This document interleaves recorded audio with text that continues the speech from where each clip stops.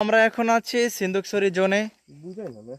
এখানে আমরা চোখে যে দেখতে পাচ্ছি, এটা মোবাইলে আসলে অতটা স্ক্রিনে অতটা ভালো বোঝাচ্ছে না। মানে দূরের যে সিনারিটা চোখে যতটা সুন্দর লাগে, মোবাইলে মানে লেন্স লেন্স লাগাইতে পারলে তাইলে অনেক সুন্দর লাগতো। তো দৃশ্যগুলো দেখা যে কত সুন্দর, এর ভিতরে খুবই অবাক করার বিষয় একটা, যে দূরে একটা টোঙ্গারের মতো দেখা যায়, এত উঁচুই, মানে অনেক উঁচুই এখানে চাকমারা বাস করে। কি কি শক্তি নিয়ে কাজ তারা করে, যে দেখা যায় ওখানে অনেক কলা গাছ, ফলের গাছ টাছ আছে, ওগুলা সব সংগ্রহ করে তারপরে এই যে এই রাস্তায় নিয়ে আসে। তো পাহাড় এমন একটা জায়গা যেখানে সম্পূর্ণ মাটি উর্বর।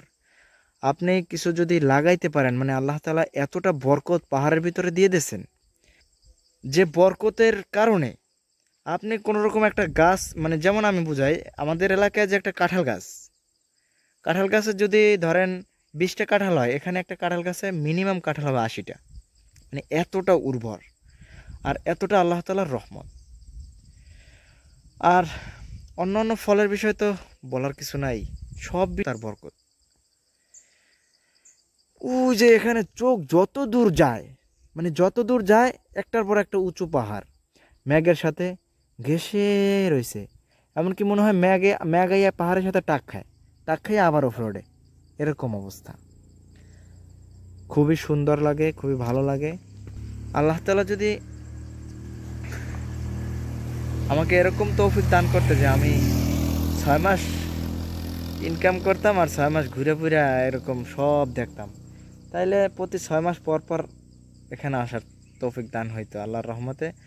আপনাদের কাছে বলি এবং আল্লাহর কাছে বলি, আপনারা দোয়া করবেন আল্লাহ তাআলা যেন আমাকে সেই তৌফিক দান করে, আমি বেশি বেশি ঘুরতে পারি এবং এই ঘোরার অনুভূতিটা আপনাদের সাথে শেয়ার করতে পারি।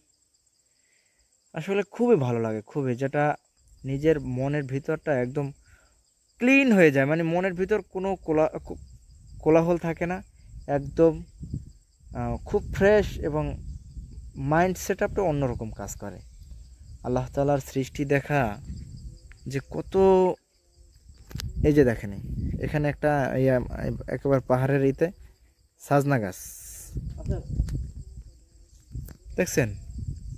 এই গাছ আমার এলাকায় তো খুবই মানে পাওয়াই যায় না, এখন কিছুটা লাগানো শুরু করছে মানুষ।